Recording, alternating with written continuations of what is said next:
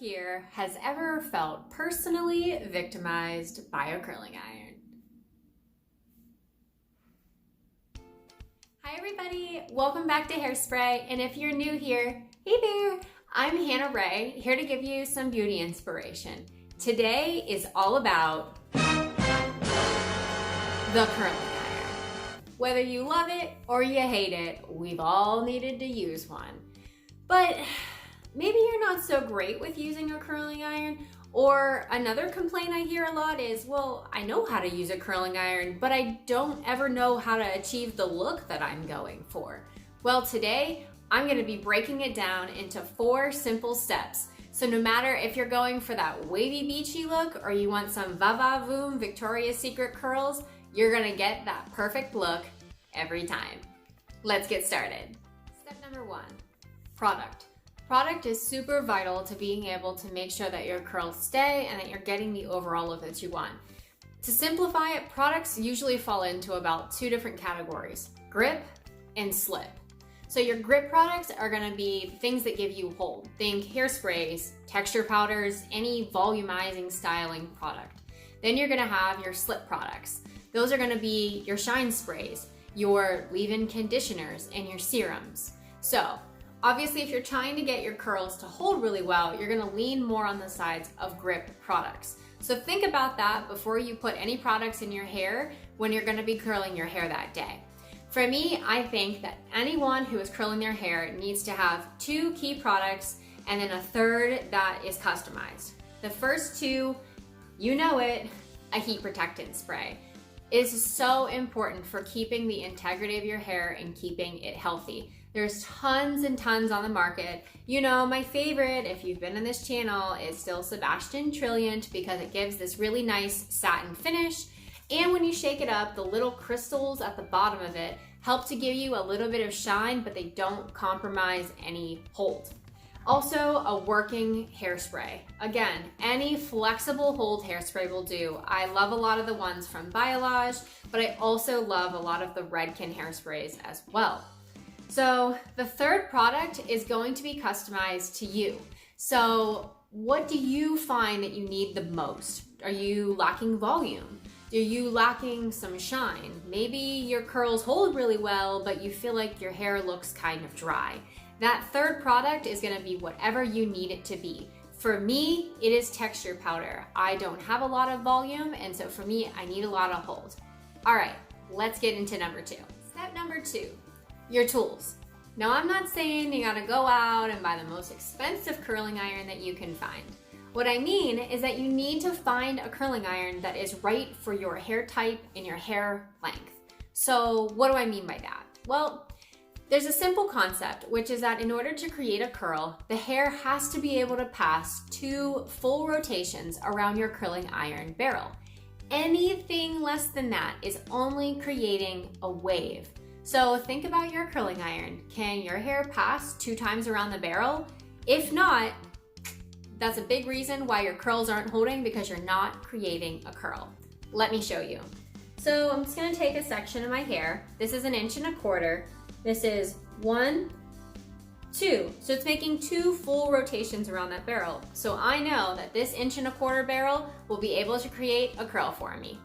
All right, let's get to tip number 3. Step number 3, your section. So the section is super important so that way you're able to achieve different types of looks. So if you take a small section, you're gonna get a much more separated, piecey type of look, versus taking a larger section is going to give you that little bit more natural, earthy, organic type of look. Let me show you what I mean. Obviously starting with some heat protectant. So I'm gonna take a smaller section here in the front, and warning, I'm about to look all kinds of crazy having different curls on my head. So you can see I'm taking this small section, and now I'm just going to curl it and release. So you can see I'm getting a much bouncier, it's going to create individual, very bouncy pieces. Think like Taylor Swift, like 2007 with her country guitar, right? That type of look. Versus if I take a large section, so I'm gonna take like a 2-inch plus section, Now I'm gonna go in and curl again. So now I still have a curl, but it is much, much looser. So you can see sectioning is huge. Obviously, if you have finer hair, you may want to take a larger section because your hair isn't quite as dense. But if you're someone that has a lot of hair, you may need to take a smaller section. All right, so now that we know what sections can do for the look, let's move on to number 4. Step number 4. So this one is direction. Wait a minute. Product tools section. It's PTSD. Yeah, well. So I'm gonna be breaking this down into 2 sections. The first one is for all my guys and gals out there who really struggle with getting a fish hook in their hair because they just don't know which direction to curl the barrel. So let's break it down. So what I'm gonna do is I'm gonna take my section of hair that I wanna work with, right? Clamp it in the barrel. You can see the hair naturally is coming this direction. So I'm gonna curl in the direction that the ends are wanting to go. So that way I don't create a fish hook. Now, I'm gonna do the same thing. So I'm gonna clamp it in. See, the ends are naturally falling that way.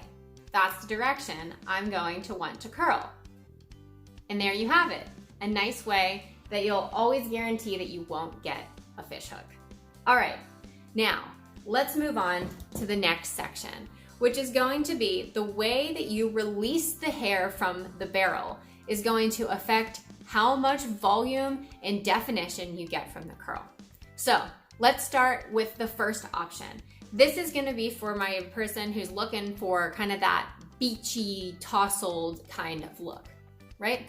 So I'm gonna take a little section of hair, curl it, and I'm going to release down.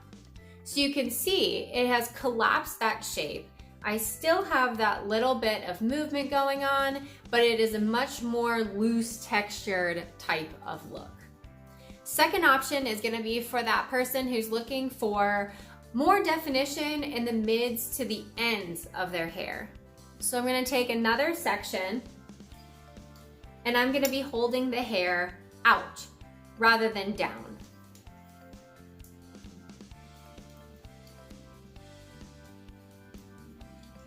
And then release. So you can see I still don't have a lot of volume up throughout here, but in my mids to ends, I have a much more defined shape. The third option is going to be if you're looking for max volume in a curl that's more consistent from root to ends. So now, instead of going straight out, I'm gonna be going straight up. So this is going to allow me to get my curling iron as close to my scalp as possible. Also, going up is going to create a lot of volume in the hair because I'm going against the direction the hair naturally grows. I'm gonna drop that down, and you can see now this curl is much, much larger and is going to be able to give me that extra va-va-voom. And there you have it, my 4-step method to conquering the curling iron. So try it out, see different methods, see what you like, see what you don't like.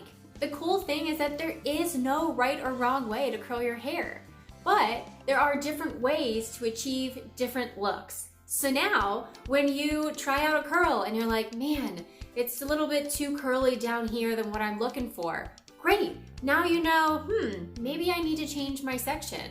Or, maybe I should try releasing my hair down because I'm really going out. Now you can evaluate all that instead of just feeling defeated. So I hope you learned something today, and I can't wait to see you next time here on Hairspray. Have a great one!